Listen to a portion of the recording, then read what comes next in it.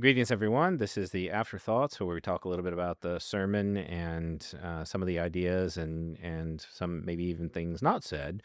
So Nick preached for us Psalm 66, and I made a note. We're almost halfway done. We'll be halfway done with the Psalms reading this week. So we're rounding second base. And we know, real quick, we know there was an issue with the recording, Yes. and we're gonna fix that so it'll be uploaded. We have the audio, but I think the video kind of messed up halfway through, Yeah. so that will get fixed. Yeah. So after we get done, you just preach the second half of the sermon again. Yeah, So they again, get it. Yeah. yeah, So it'll go exactly the same way. all right, yeah. So we begin this one, and I didn't know where you were going to go when you said, "Hey, this is going to make you uncomfortable." So really, in watching how this unfolded, the idea where we're shouting out the different things, praising God, and um, Real quick though, when I plan these things, mhm, half the time I think I know how they're gonna go. I had no idea how that one was gonna go, mhm. but I had a small idea, and it went a totally like You it, thought people weren't going to respond. I thought everybody was gonna be quiet, and they didn't. They were just like, "Yeah, yeah, this is awesome, and this is that." I was like, "Man, I love this church." I was so excited. I was Well, and like, I think part of it is we've done a little bit where we've asked for replies from "Yeah, people. yeah." So, and I'll just say that from my own experience pastoring, that speaking out during a sermon is highly irregular. Right. So, and I think this is kind of what you were going for is, and I think there's a lot that transfers into the sermon this way. Like we've trained ourselves not to speak, particularly in Baptist circles. We don't yell out, we don't call out. Um, but I think even in times where I've been in non-Baptist churches, sometimes the calling out is random and And it's not disruptive, and right. disruptive. Yes. Yeah, yeah, for sure. so No, yeah. so where's the happy medium? And so you asked us to call out and people did.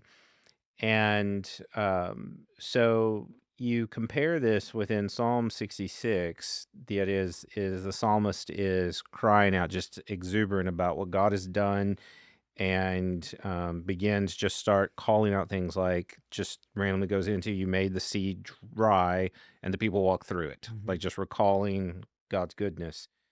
um so you use this as a way to talk a little bit about the way we think about how we react to God, and you gave an extended analogy utilizing your marriage, meeting of Wendy, past relationships. Again, learned a lot about. Yeah, I know. Things that shouldn't be said from Learned a lot. but Well, and I don't think that you brought that up, that, you shouldn't know. There's that element, like, that's your experience, that you know this from the inside. right. So that is who you used to be, and that's why you understand it. So you're not, I think back in the 90s was the worst. I would just listen to pastors and I could smell when they would like have one of those pre-written like analogies or examples. Like, they used to sell at Lifeway, they had the big thick books where you could get Well, like now sermon there's illustrations. websites you can subscribe to for sermon illustrations. Oh, so I'd much rather it be real, even if Yeah. it's your own gory story. So, and it was. Um, some of those were.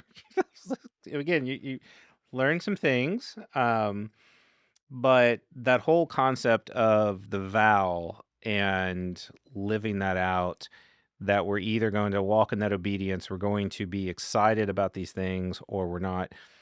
I think, though, where this connects and kind of where my mind was going with it is for even those who genuinely love Jesus, but who've been trained to act a certain way. I think we fall into that. Right. The same way when even in our personal relationships, even in the marriage relationship, we've had this idea, and this is just how we've always operated. We may never have considered operating a different way. Mhm. We may have never thought of the kind of freedom we should have. So I think some of this is, as we're talking about calling out, we have to ask ourselves, have we been trained to be quiet when we should call out? Has this spilled over into our regular lives, which I think is some of what you were getting? Like, do we doing this Monday? Are we doing this Tuesday? Or, do we just come into the church and that's where we cut loose, Well, but and everyone I else? mean, culturally, we've been trained because there's three things we don't talk about, right? Mhm, Politics, money, and religion. Like we are trained from kind of a young age that this is out of bounds. mhm. And I think that's why when we sit back and we look at the response, and you keyed in on that with your relationship with Wendy, that you got excited to the point of you're probably annoying, and it's funny because I probably were, and You've but seen me get excited about things. You know how I yes, am. yes, you super obsessive. So, which again, but that's because that genuineness is there. Yeah. So, have we learned how to suppress that with our relationship For with the God? record, I was not obsessive with my wife, but I did wear her down. So Well, yeah, no, I'm just saying in terms of sharing with other people I and, do. Yeah. telling everybody because you were reacting. Mhm. And there is that sense it's genuine. Joel sort of had that recently when we went off to Kentucky last week, and he was just so excited, and he was kind of irritating Stacy. He was like, Stacy's like, you need to dial that back a little bit, but it was it was genuine, and it was good. So I think that's where we begin to ask, are we genuinely experiencing the joy of the Lord? And I think that's why in reading the Psalms, it causes us like where else in scripture are you going to go that you're going to consider those kinds of things? Mhm. That you're Yeah. going to think about that. Um so that's one side. And like I said, the whole idea of the covenant, and I think one of the things I put in here is that the new covenant is a covenant. And you called it this state of pursuit, and you use that term, and I like that phrase. Just for the That record, you're the second person that told me that, and I just came up with that up there. Mhm. It's about pursuit and not perfection. Yeah, like Yeah, but yeah, that was. I was that's like, all that right. state of pursuit, like That's the yeah. evocative. What's evocative for me is, again, you think of state, you think of a state of being stasis or stationary, Mm-hmm. but we're in this state of pursuing, Sure. and that's why I think one of the notes I had made that the old covenant. So you didn't say this, but again, some of my thoughts as I was going through this, the old covenant worked with cause and effect, Mm. and the new covenant works by grace and faith. And that's that I state should have of used that. That's pretty good. pursuit. Yeah. That's that, where we have this state, we are under grace, but because of that, one of the phrases that's repeated in scripture is live worthily of the calling. Make every effort to live worthy of the calling. You see it in Ephesians 4, you see it in First Thessalonians, you see it in Colossians, and you see forms of it in two other books. I can't remember. But it's a repeated concept. So it's not about living our faith out reactionary. It's Right. it's about it being a constant push forward.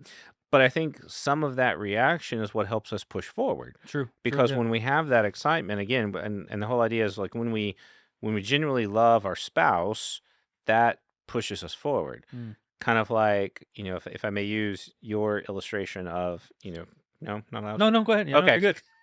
Like that. I'm pretty open. Yeah. Well, I Almost too much. I can say that I've been there before where again, for whatever reason that you're dating this person, you're just not that excited. Like, this has happened, whatever, and again, it changes everything about how you operate. Yeah. Like, Absolutely. you're not going to invest the time, you're not going to invest the money, you're not going to invest yourself. And so I think that's why that relationship with the Lord is so important, because that's some of that motivation, but it shouldn't just be that simple experience and then it's never moving forward. Mm. And I think those are some of the other mistakes that we tend to make is I think I see this with some churches where they use that Sunday morning and they have such a high spiritual experience, but it doesn't translate later. Yeah. Yeah. And so I think this is why you need that. It's a both and. We should particularly have those moments, just like when I'm just so proud of my children, loving my children, excited to see them. Same thing with my spouse. I have those moments, but also I have those moments growing in that relationship, Yep. growing in how I act with them. And I think the two fuel each other. And I think the Psalms call us to really examine, and because this is kind of where you're getting at, you sort of kind of laid out, here's these different issues. So maybe what went unsaid was to evaluate, where are you? What is it that you might be missing? What is it you're suppressing? Where are you? What is it that you're lacking, or what are you overemphasizing? What have you focused on so much Right. to the exclusion of other things? Yep. So And it all yeah, I mean it all is keeping things in right order and right balance. And mhm. it's hard to do that because certain things, may sometimes catch our attention more than others. And so, like, because one of the ideas I'd written down is, if you're not proud of your relationship with someone, people are going to know. And this is why I think when you look at that, and it's not just being exuberant in that relationship, because I think, and I can even, I've got people in my mind who I would say, oh, they'll be super quick to tell you how much I love Jesus, Mhm. but they're not walking with him in Yeah, that they obedience. yeah. So again, that's why I think sometimes what I don't want people to hear is like, oh, well, that's not my issue. I'm good. Well, there's several different possibilities here. Sure. Yeah. And I think it's good for us with the Psalms to step back, reflect, where are we with this? And even if we know it, so I'll use one of my examples where when I was first married, I was told, and I would repeat the fact that my family's my first ministry. And so I was married for probably 10 years before, like, this idea was repeated back to me. I remember being at a conference and I remember just hitting the ground weeping because I had spent almost a decade not doing that. Mhm. So I think sometimes we can know and we agree, but we've not put it into practice. And like I said, for me, walked 10 years. I still remember it was in Chattanooga, Tennessee. It was at, like, even the talk I went to wasn't even really about anything like that. It was for youth pastors. And so it was all about youth ministry. Mhm. But that phrase was used. And like I said, I just had this moment of clarity that I had failed, even though I had embraced the idea. And you know, I know this is mildly off topic, but it's another emphasis on this idea of we are a church family, and you should have for those first 10 years had someone hold you accountable to being the father and husband that you should be, right? Like, so I think that's one of the things that I know I didn't really talk about today, but as we reflect on just these ideas, we should have people in our lives that can help us, that can actually Hmm. shine that light in maybe some of the dark places in our life and hold us accountable. But we're so closed off to that, we think this is completely on us. Right. God's given us the church to help us with this. God's given us the Holy Spirit to convict and to bear new. But it's not something like it sounds like a huge monumental task to examine these things, but it shouldn't just be on us alone. There should be more. Well, then, and that's why we have other people to offer the reflections and If to, if we do, right? So I right, mean, if you don't have those other people, you should. right. And if you don't have people you trust, that could be a result of either you surround yourself with untrustworthy people or you haven't learned to how to be loved and to love as God has called us to be a part of a church family. Or we haven't learned how to receive criticism, because I think Right. that's what It's a also big one. happens in a Yeah. church is, like, somebody criticizes and we become super defensive, Mhm. and we teach other people not to criticize and to walk on those eggshells around us. So Right. I hope that our zeal for the Lord would allow us and make us more open to hearing Right. some of those criticisms, Sure. because that's our goal. And if somebody had done that for me and my early on when I was married, I really needed that. I was 20 when I was married. Stacy was 19. Mhm. We really needed people to not only teach us how to be husband and wife, but just how to be adults. I don't think we even figured that out until our 30s. And Right. even if we got that, that's what And the church is there for. if you're in a church, that's I mean, there should be people stepping in.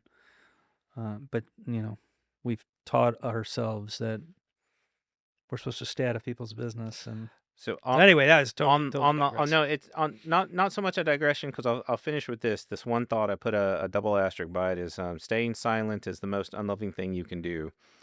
Um, a comment that was made, and so I think that the context with it was a little different, but from what we've just been talking about, I think that's why, in a variety of ways, staying silent, not living as we should, that's not how you love. There should be more of engagement in the Lord, but even with each other, as we were talking about teaching each other, something to chew on very much. So All right. thank you, Nick. Thank Appreciate you. it. All right. You're next week. I'm next week with roulette sermon, Sermon where roulette. people get to choose which one. And to be clear, so as we finish up, as we're looking ahead to next week, I want to be clear, we're not being trite with sermons. Next week, people get to vote out of the 7 which one they want.